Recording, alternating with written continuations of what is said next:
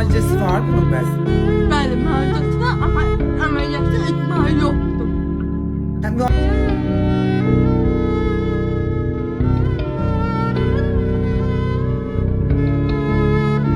Yemək üçün kömək istədim və çox sağ olun ki, mən köməyimi geri çevirmədiniz. Allah Mənim o... diz çökürəm, Beyzad. Allah Mən bir vasitəsi yox.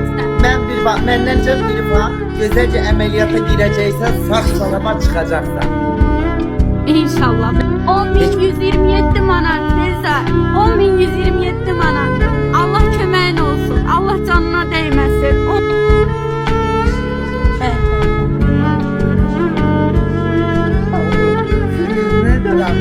Allah yaxşı olur. Ay Allah seni korusun ya. 200k toplattık size. Ne kadar nefer oldu?